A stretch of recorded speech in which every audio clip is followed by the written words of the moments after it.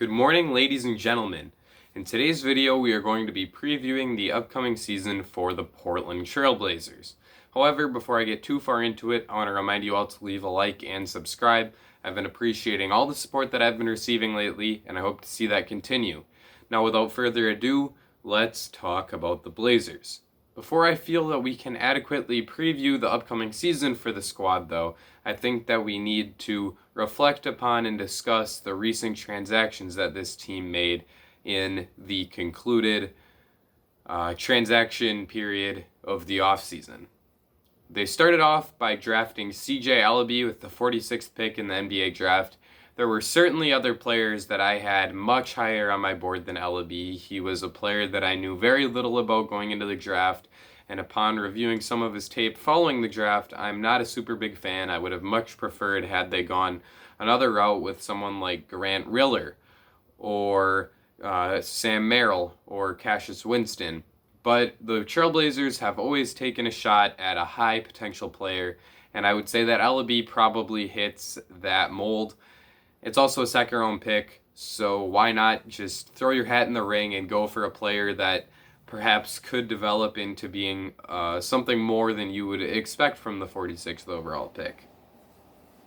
Then they traded Trevor Ariza, the 16th pick, and their 2021 first round pick in exchange for Robert Covington from the Houston Rockets. This trade actually happened before the draft, but oh well, I forgot to talk about it before I talked about the 46th pick. But this was a fantastic trade for the Trailblazers. Robert Covington was exactly the type of player that they needed to add to this team to make their defensive scheme really work the way that it is intended to. I think that this is a fantastic trade. I don't think that giving up 2 first-round picks in exchange for Robert Covington is an overpay, and I think that he's certainly going to help them out quite a bit in this upcoming season. This move really made this team take a step forward into the next tier of really strong playoff teams that could maybe make a run at winning the conference. I love this move for the Blazers, and I think that it was one of the best trades made by any team this whole offseason.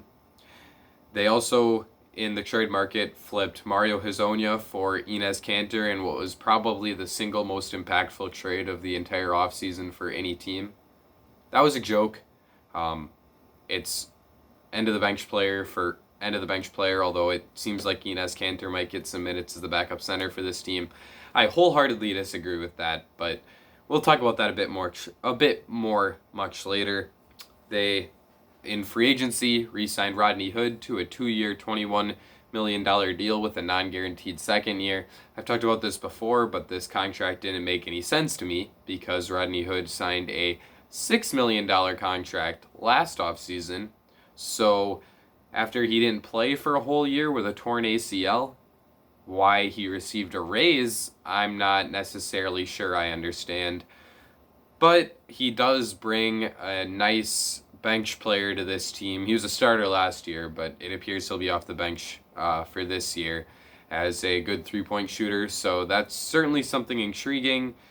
I just think that it was a bit of an overpay on the Blazers' end.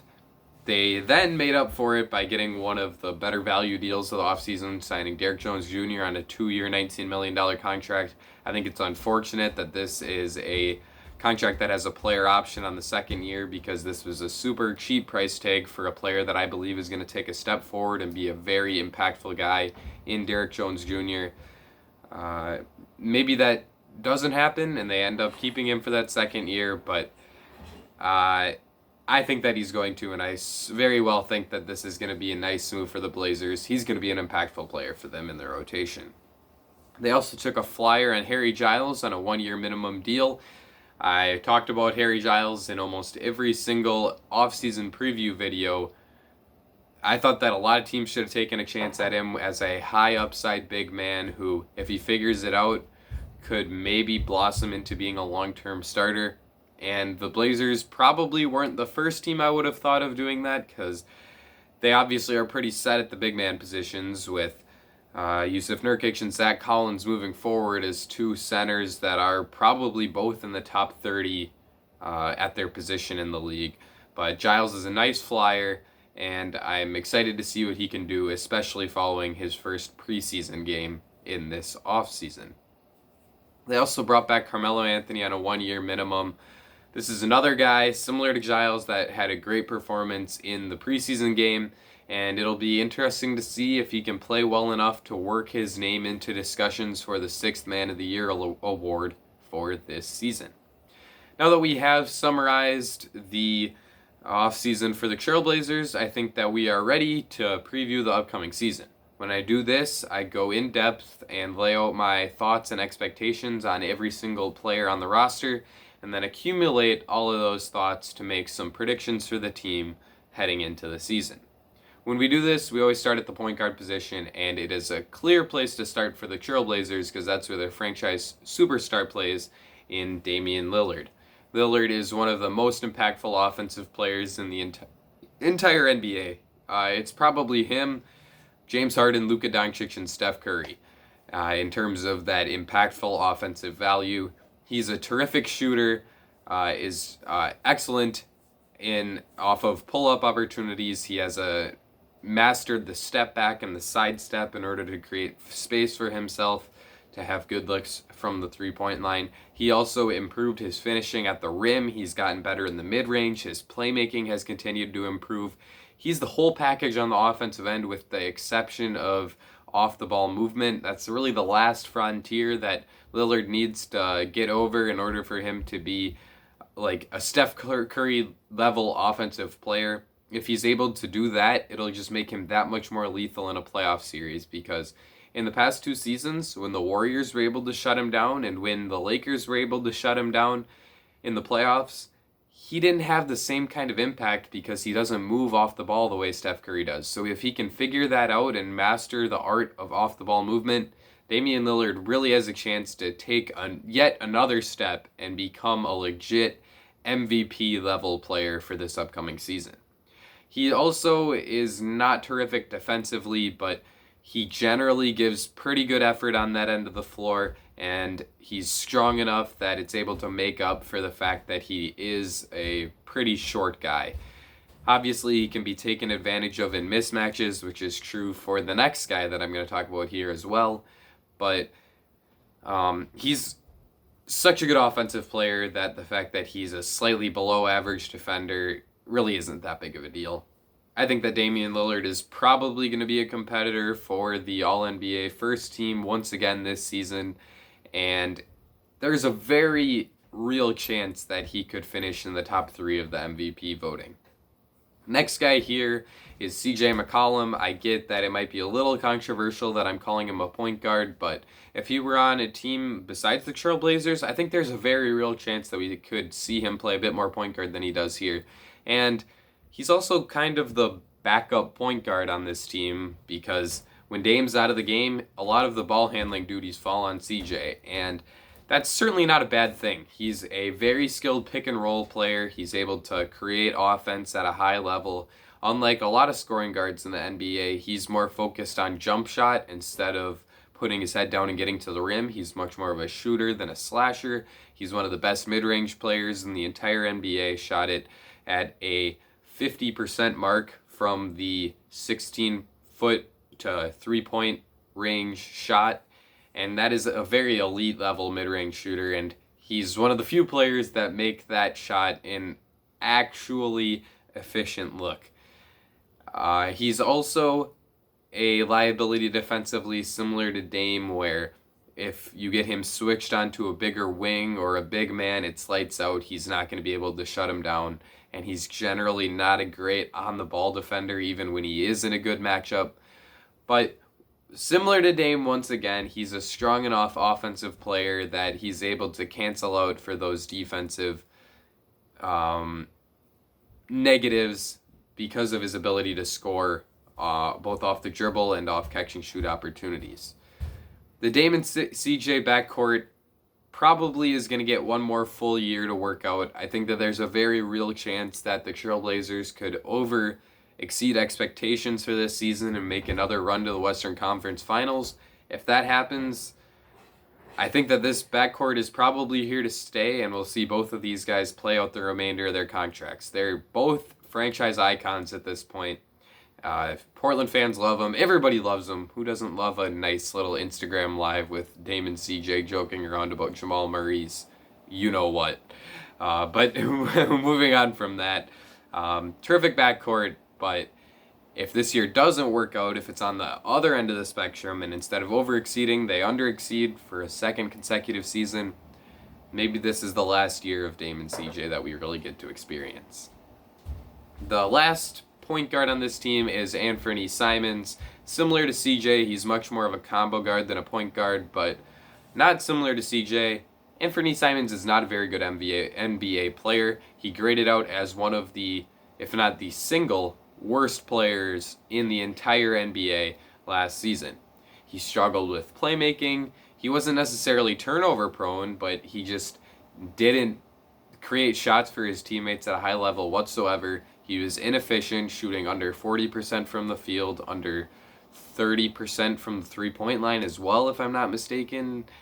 On the defensive end, he really struggled, couldn't hold up at the point of attack, and wasn't a very good team defender either. A lot of people thought he was going to take a big step forward in his second season at the NBA level, and quite honestly, after his performance in the Summer League in the summer of 2019, I was probably in that boat of believing that he'd at least be a rotation player for next year, but it hasn't worked out with Simons. I've still seen people who have a lot of faith in him, including the Trailblazers organization as a whole, saying that Anfernee Simons is going to take that jump and really become a legit rotation piece that you can count on as your backup point guard in the playoffs, but it hasn't happened yet.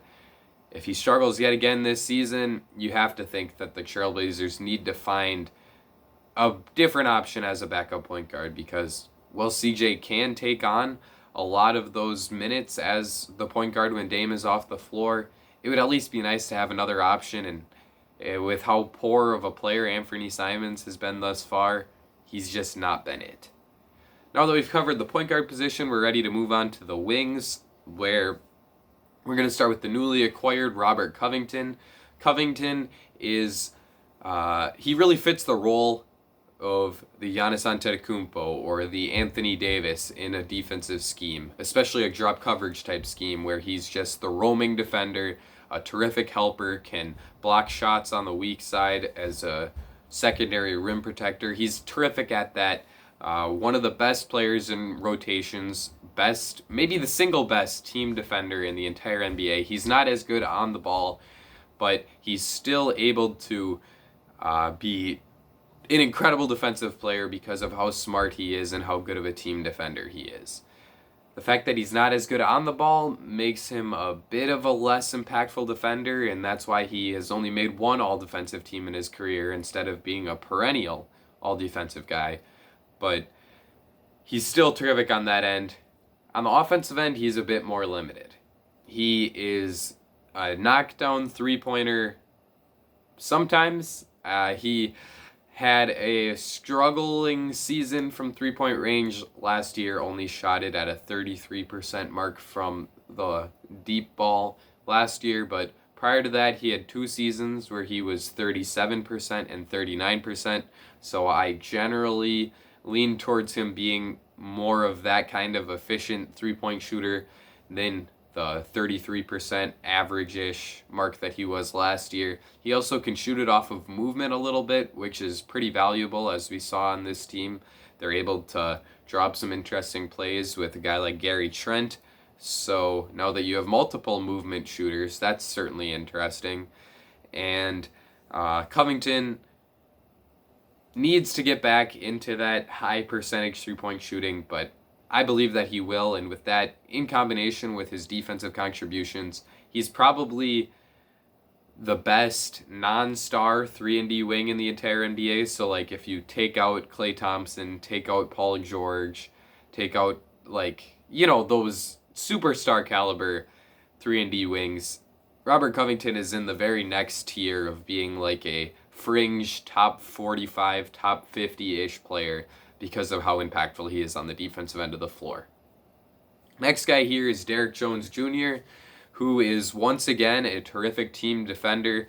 We saw with the Miami Heat that he is one of the better zone defenders in the entire NBA. He used his athleticism and length to be an absolute menace at the top of that Miami Heat zone.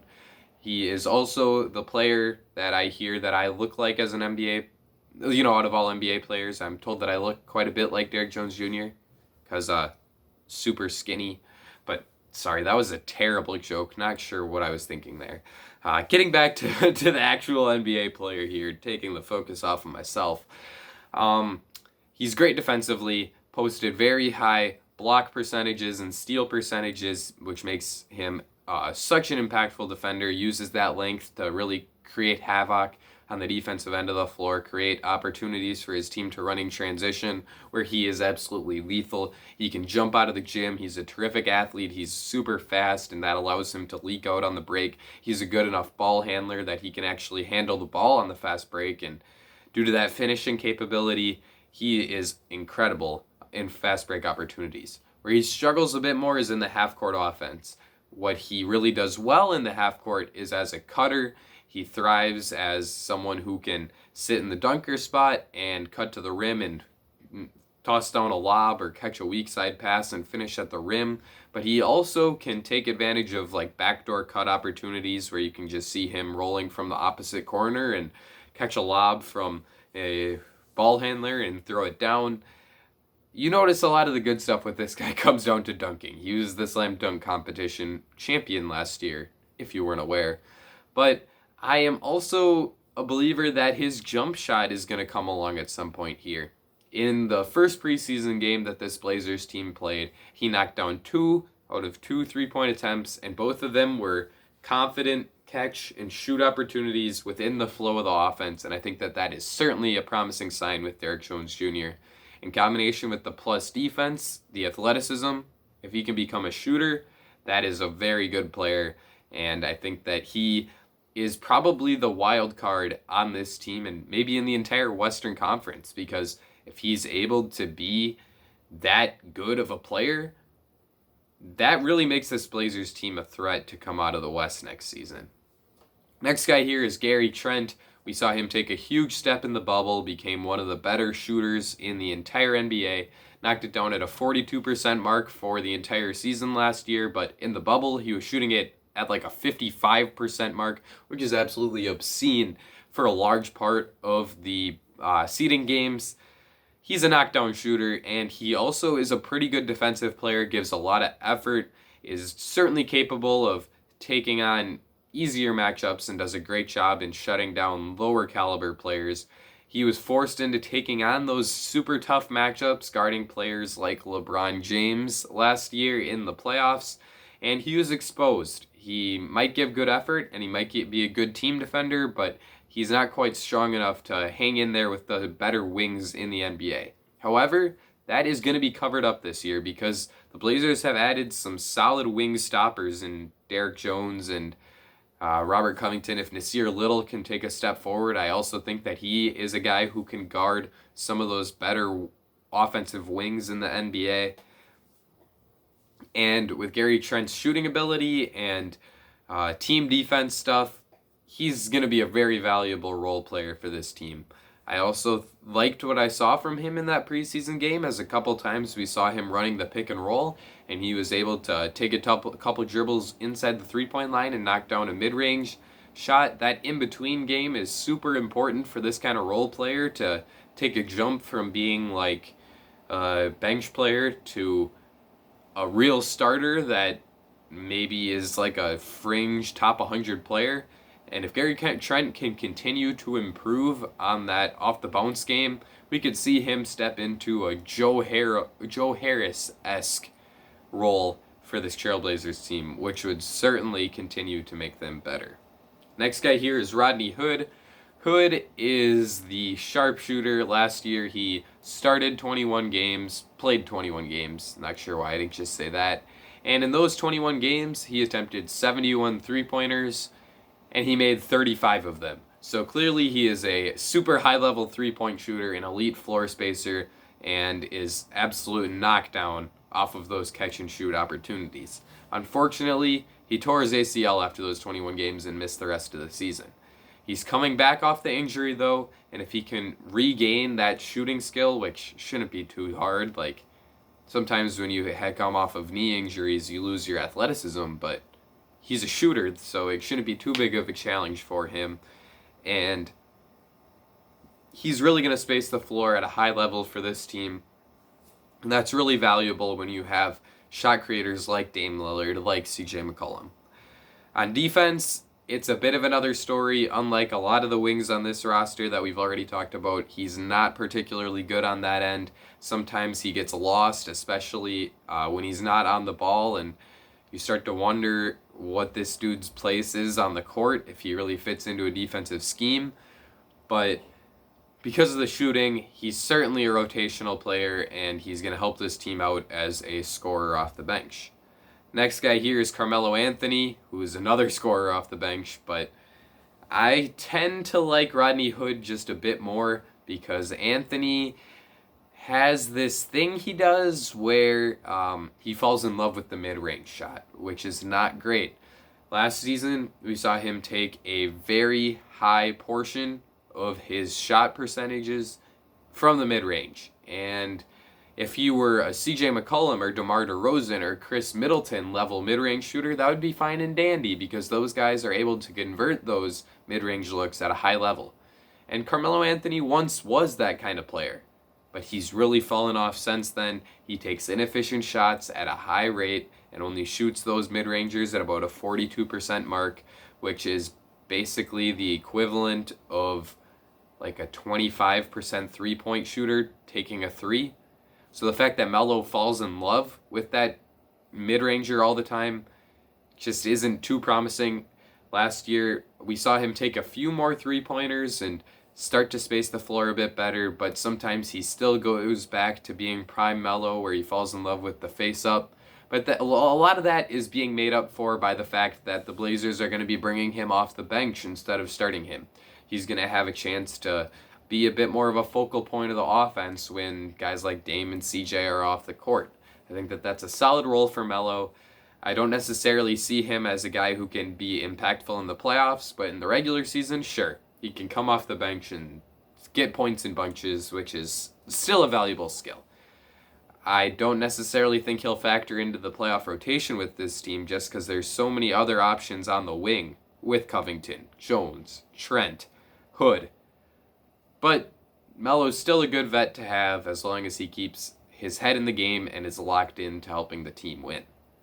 Next guy here is Nasir Little.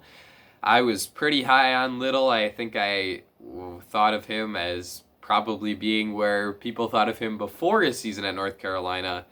And I thought of him like that up until the draft, and then I was absolutely shocked when he fell to the Trailblazers in the mid-20s.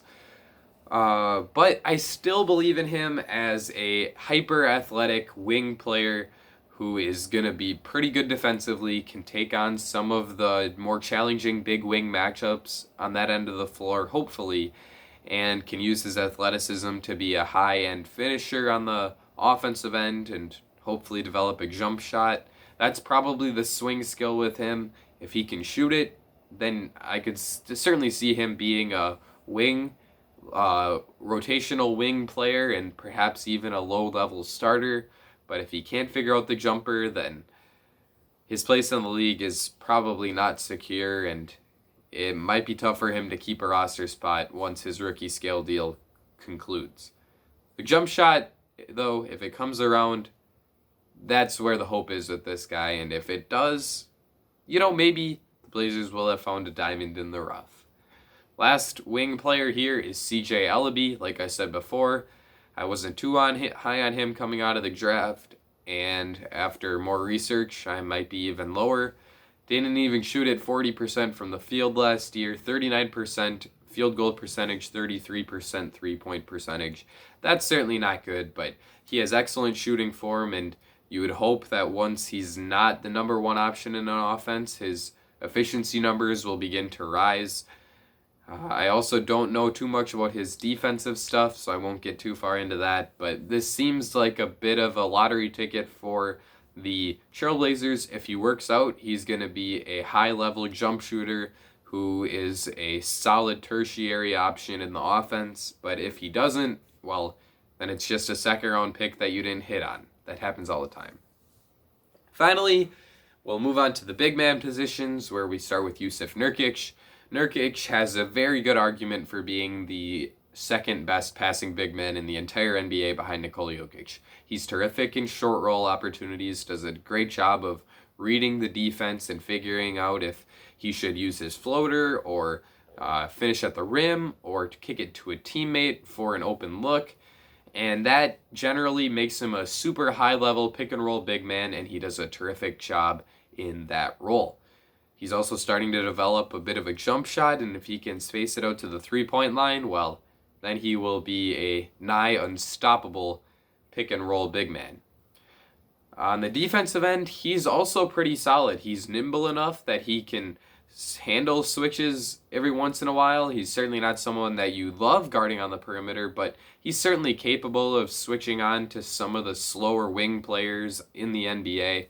And in the drop coverage scheme that the Trailblazers like to run, he does a really nice job of contesting shots as a high-level rim protector. And with the additions of Robert Covington and Derrick Jones Jr., I think that he's going to have a chance to be, once again, one of the better defensive centers in the NBA. With that, in combination with his skills offensively, Nurkic is a top 10 center, and what a great move it was by Neil O'Shea in making that deal for him a couple seasons ago. Next guy here is Zach Collins, who I am a pretty big fan of. I loved him at Gonzaga. I was really hoping he would go back after they lost to North Carolina in the national championship game a couple seasons ago. Obviously, he declared for the draft following his freshman year at Gonzaga, and he ended up going in the lottery to the Trailblazers, where he has stepped into a really solid role as sometimes the starting 4, sometimes the backup 5. And I think that he is going to blossom into being a pretty solid NBA player. He's already pretty good defensively. He is, once again, similar to Nurkic, nimble enough to guard on the perimeter, but I don't love him out there. He had to do it a lot more than I would particularly like to see last season, because I think that he is best actualized in the paint as playing at a 5 position, where he's a pretty high-level rim protector and plays with a lot of physicality that allows him to be super effective in that role. However, with Jusuf Nurkic on this team, obviously, and they've added Harry Giles and Enes Kanter as other options at the 5 position, I think that he's probably going to be asked to play a lot of 4 once again. And while it's not my favorite fit for him, he's good enough on the perimeter to play there. On the offensive end, he spaces the floor, is a pretty solid 3-point shooter, has picturesque form, and although that hasn't necessarily translated to results yet, I think that he's going to be a decent stretch big man moving forward. He also is a good finisher at the rim, like I said before. He's a physical player, and that allows him to finish at a high level. He's also a good offensive rebounder, so the framework is there for him to be both a good offensive player and a good defensive player, and for those reasons, I'm buying Zach Collins as a genuine top 15-ish starting center one day in the NBA. Whether or not that role is on the Trailblazers remains to be seen. Will he ever receive minutes at the 5 position with this group, with Nurkic and Giles and Kanter as other options there? Who knows? I think that that's where he is best off, but that remains to be seen. Overall, I think that he's a good rotational big, and I'm excited to see what he can do this season. Unfortunately, last year, he barely played after suffering an injury following like the first 3 games, but he seems to be no. He got injured in the playoffs, and I think that he's going to be out to start the season again, so he's not fully healthy, but hopefully we can see him back at full strength soon. Next guy here is Harry Giles. Giles had a spectacular performance in the Trailblazers, opening game of the preseason, where he finished with 16 points and 14 rebounds. He probably had about 6 dunks, including a windmill slam in the fast break towards the end of the game. Giles is starting, it would appear, to regain some of the athleticism that he had started to lose following his ACL tears. And if he can do that, then I like him as a plus offensive big man. He's a decent passer from the elbows and the short roll. He's a good finisher at the rim. And it seems like he's starting to space out his game a little bit and develop a jump shot. He's he definitely knocked down one, maybe two elbow jumpers in that preseason game against the Kings, which was the Harry Giles revenge game, obviously. But I'm buying this guy, and I think he's probably going to be a better player than Enes Kanter by season's end. So if the Trailblazers are continue to think of Zach Collins as a 4, I'd like to see Harry Giles get some minutes at the backup 5 position. Kanter is the last guy here. He is what he is. He's a post scorer, which is a bit of a dying breed in the NBA, but he's genuinely a pretty solid finisher in there. His scores at a high level, is pretty efficient at the rim, and is a good offensive rebounder on top of that. Where he struggles is defensively. He can't do anything but sit next to the rim and block shots, and even that he's not as good at as other players. And if you get him switched on to a wing or guard, it's game over. He's far too slow to keep up with any sort of perimeter player. But because of his offensive scoring ability, he still has some value. I just don't think that he is that good of a player at this point, and I hope that the Trailblazers don't remain too invested in him and give him big rotation minutes towards the end of the season. Overall, I think I'm pretty high on the Trailblazers. I like a lot of their players a lot. I think they made terrific moves. They don't necessarily have a second top 30 level player, but CJ McCollum, Jusuf Nurkic, and Robert Covington are all somewhere between 35 and 60 in my mind. All three of those guys are impactful players that are genuinely going to help Damian Lillard and make him better. And I think that this team has a real chance to make a run at the Western Conference Finals. Would I pick them to win the Western Conference Finals? No, probably not. I don't think they're as good as either of the LA teams, and at this point I'd probably have them behind Denver as well. But I could certainly see them winning a playoff series, and it wouldn't come anywhere close to shocking me if they won 2. I think Damian Lillard is going to be an all-NBA level player. CJ McCollum will probably be a borderline all-star because of the numbers he puts up. And this is going to be a fun team to watch. They're going to put up points, and I think that they're going to be pretty good defensively as well. So overall, I'm a pretty big believer in the Trailblazers. I think that they're probably going to finish with a top 5 for sure record in the Western Conference, with potential to maybe finish as like the 3rd seed, depending on how much load management stuff the Lakers and the Clippers do. So if this were a regular NBA season, I'd say they'd probably win somewhere between 50 and 54 games. But in this shortened year, if I were to make a win projection for the Portland Trailblazers, I'd say they'd go somewhere between 45 and 27 and 48